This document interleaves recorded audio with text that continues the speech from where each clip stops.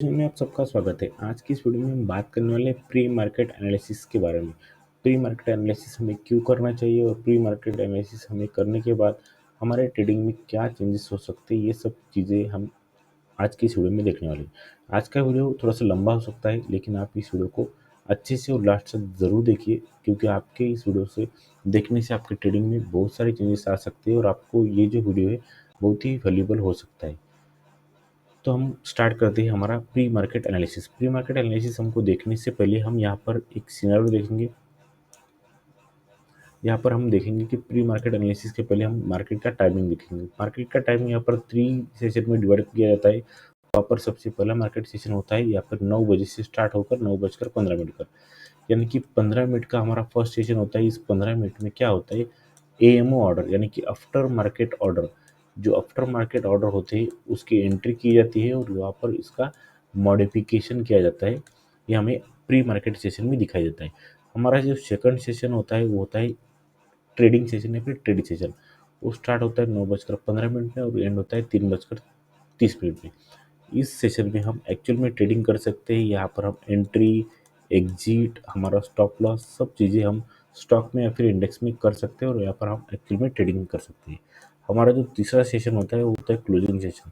Closing session start होता है 3:40 पे और एंड होता है 4 बजे। तो ये हमारा 20 मिनट का हमारा यहाँ पर क्लोजिंग सेशन होता है, ऐसा होता है। तो हमें आज की वीडियो में हम जानने वाले हैं कि प्री मार्केट सेशन हमारे लिए क्यों ज़रूरी है। तो यहाँ पर प्री मार्केट सेशन हमको जानने के लिए, प्री मार्केट सेशन के लिए हमने यहाँ पर कुछ क्राइटेरिया जो है डिफाइन किए। तो प्री मार्केट एनालिसिस के लिए हमारे जो क्राइटेरिया है वो आपको यहाँ पर दिख जाएंगे। सबसे पहले होगा एक ग्लोबल मार्केट, उसके बाद upcoming event, Nifty bank Nifty comparison, time frame, trend, pattern, support and resistance, RSI और ऑप्शन चेन। ये सब क्राइटेरिया को हम एक एक करके डिटेल में जानने वाले हैं। तो आप वीडियो को जो है लास्ट तक ज़रूर देखिए। क्राइटेरिया देखेंगे ग्लोबल मार्केट का। सिंपली आपको यहाँ पर गूगल पर आना है। गूगल पर आने के बाद यहाँ पर आपको ग्लोबल मार्केट सर्च करना है। ग्लोबल मार्केट सर्च करने के बाद आपके स्क्रीन के ऊपर एक पहला साइट आ जाएगा, फर्स्ट साइट, जो कि मनी कंट्रोल का होगा। मनी कंट्रोल के साइट को आपको जस्ट ओपन, जब आप मनी कंट्रोल के साइट को ओपन करोगे तो यहाँ पर आपको ग्लोबल मार्केट के पूरे इंडाइसेस यहाँ पर दिख जाएंगे। अगर यहाँ पर देखोगे तो यहाँ पर यूएस मार्केट हो गया, यूरोपियन मार्केट हो गया और एशियन मार्केट हो गया। यहाँ पर डाउ जोन्स, नैस्डैक, सबके जो है इंडेक्स के हमें डाटा यहाँ पर दिख रहा है। इस डाटा को हमें क्यों जानना है, क्योंकि क्या होता है, अगर ग्लोबल मार्केट अगर बुलिश है तो हम ऐसा प्रेडिक्ट कर सकते हैं कि हमारा निफ्टी बैंक निफ्टी भी अगले दिन बुलिश हो सकता है। अगर ग्लोबल मार्केट का सिनेरियो जो है बेरिश है तो हम ऐसा प्रेडिक्ट करते हैं कि हमारा निफ्टी बैंक निफ्टी का भी सिनेरियो यहाँ पर बेरिश हो सकता है। इसलिए हम ग्लोबल मार्केट का सपोर्ट लेते हैं। उसके बाद अगर हम देखेंगे तो हमारा सेकंड क्राइटेरिया आता है कि अपकमिंग इवेंट। अपकमिंग इवेंट जो है वो अपकमिंग इवेंट कौन से हो सकते हैं, तो अपकमिंग इवेंट में यहाँ पर सबसे पहले आता है इलेक्शन रिजल्ट, यानी कि अगर अगर हमारे इंडिया में कौन सा भी इलेक्शन होता है उसका अगर रिजल्ट आता है तो उसके रिजल्ट का इम्पैक्ट हमारे निफ्टी बैंक निफ्टी में पूरे इंडेक्स पे बहुत ही अच्छा खासा गिरता है। ऐसे हमने पिछले लास्ट टाइम भी यहाँ पर देखा था। उसके बाद आता है ग्लोबल न्यूज़। ग्लोबल न्यूज़ अगर कौन सी भी हो, यानी कि पैंडेमिक न्यूज़ हो गई, या फिर जैसा हमें यहाँ पर कोरोना का लास्ट टाइम जो पैंडेमिक न्यूज़ आई थी उसका रिजल्ट हमारे इस मार्केट पे अच्छे खासे पड़ता है। उसके बाद कोई भी स्टॉक का एक तो हो गया रिजल्ट या फिर अर्निंग या फिर डिविडेंड, ऐसी कौन सी भी अगर न्यूज़ आती है तो भी इसका इम्पेक्ट हमारे ग्लोबल सॉरी निफ्टी और बैंक निफ्टी में हमको यहाँ पर गिरता है। उसके बाद का हमारा क्राइटेरिया है निफ्टी बैंक निफ्टी कंपैरिजन। अगर हम निफ्टी बैंक निफ्टी कंपैरिजन करना है तो सिंपली आपको कुछ भी नहीं, यहाँ पर हम निफ्टी का लगाने का है। उसके बाद यहाँ पर प्लस का आइकॉन पर क्लिक करना है। क्लिक करने के बाद यहाँ पर बैंक निफ्टी सर्च करना, बैंक निफ्टी को ऐड करना है। ऐड करने के बाद आपको यहाँ पर पता चल जाएगा कि ये जो है, यहाँ पर आपको दिख रहा होगा कि ये जो चार्ट है आपका कैंडल का, ये कैंडल का चार्ट हमारा निफ्टी का है और ये लाइन का जो चार्ट आपको दिख रहा है वो बैंक निफ्टी का हमको चार्ट दिख रहा है। तो इस चार्ट से हम दोनों चार्ट लगा के ये कंपैरिजन कर सकते हैं कि हमारा जो निफ्टी और बैंक निफ्टी जो है वो कैसा मूवमेंट कर रहा है। यहाँ पर मूवमेंट बेरिश है या फिर बुलिश है, ऐसा हमें यहाँ पर कंपेयर कर सकते हैं। उसके बाद हमारा जो टाइम अगला क्राइटेरिया है वो होगा टाइम फ्रेम का। तो टाइम फ्रेम में हम क्या करेंगे, टाइम फ्रेम का क्राइटेरिया हम क्यों देखते हैं, क्योंकि अगर सपोज हम वन डेली डेली अगर डेली के कैंडल पे हम ट्रेड करते हैं तो हमें सबसे पहले 1 वीकली का कैंडल का एनालिसिस करना पड़ेगा। उसके बाद अगर हम सपोज वीकली कैंडल पे अगर हम एंट्री एग्जिट या फिर ट्रेड करते हैं तो हमें मंथली की कैंडल पर या फिर मंथली की कैंडल पर हमें एनालिसिस करना पड़ेगा। अगर सपोज हम 60 मिनट के कैंडल पे ट्रेड करते हैं तो हमें डेली की कैंडल को एनालिसिस करना पड़ेगा। ऐसा हमें टाइम फ्रेम से पता चलता है, क्योंकि क्या होता है अगर हम कौन से भी टाइम फ्रेम में अगर हम ट्रेड करते हैं तो उसका हायर टाइम फ्रेम पर हमें एनालिसिस करना है। ऐसा सिंपल यहाँ पर एक क्राइटेरिया हमारा है। उसके बाद जो है हमारा अगला क्राइटेरिया आता है वो होता है ट्रेंड। तो ट्रेंड का जो क्राइटेरिया है, ट्रेंड होते ही 3 टाइप्स के। एक होता है अप ट्रेंड जो कि हायर हाई हायर लो का फॉर्मेशन करके ऊपर जाता है। उसके बाद होता है डाउन ट्रेंड जो कि लोअर लो लोअर हाई का फॉर्मेशन करते हुए नीचे आता है। और उसके बाद होता है साइडवेज ट्रेंड जो कि एक ही रेंज में फंसा हुआ रहता है।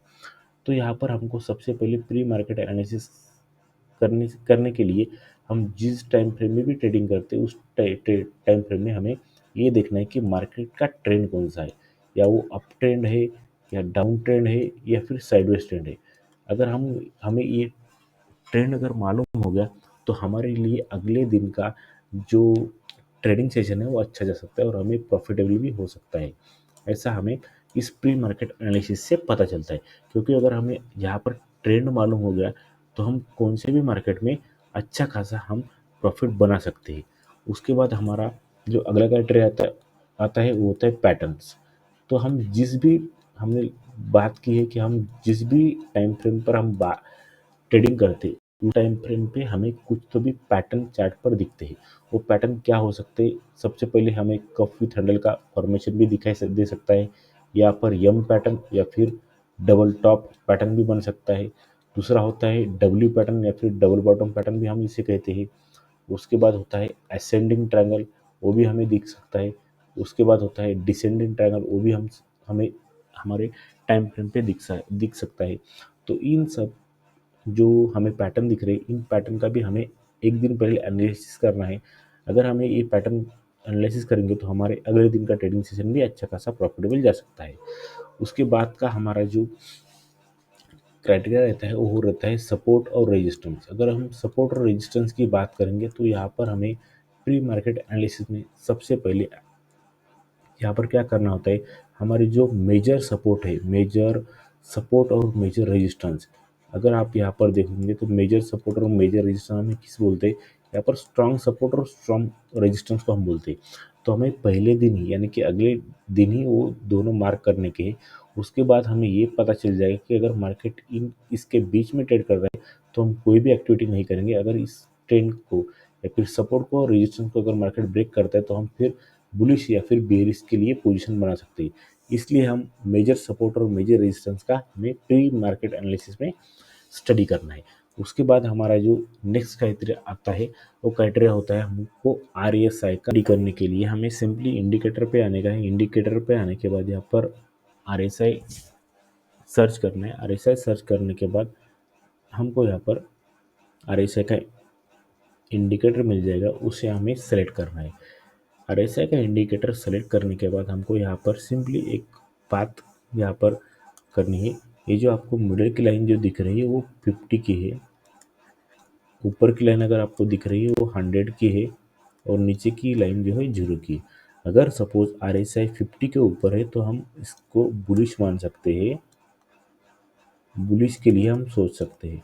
अगर RSI 50 के नीचे है तो हम इसको बेयरिश या फिर हम मंदी के संकेत मान सकते हैं।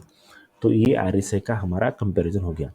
तो अभी हम इस वीडियो में हमने जो क्राइटेरिया सब देखे उस क्राइटेरिया को अगर आप मार्केट के एक दिन पहले अगर आप इसको स्टडी करेंगे तो हमारा आने वाला ट्रेडिंग सेशन अगला ट्रेडिंग सेशन हमें बहुत ही अच्छा खासा प्रॉफिटेबल हो सकता है। इसलिए आप प्री मार्केट एनालिसिस हर रोज़ कीजिए, ताकि आपको अगर आप इंट्राडे में ट्रेड करोगे तो आपके लिए ट्रेड ईजी हो सकता है और आप ट्रेड ट्रेड में प्रॉफिटेबल हो सकते हैं। तो आज के इस वीडियो में इतना ही। अगर मेरा वीडियो अच्छा लगता है तो प्लीज़ चैनल को सब्सक्राइब करो, वीडियो को लाइक करो।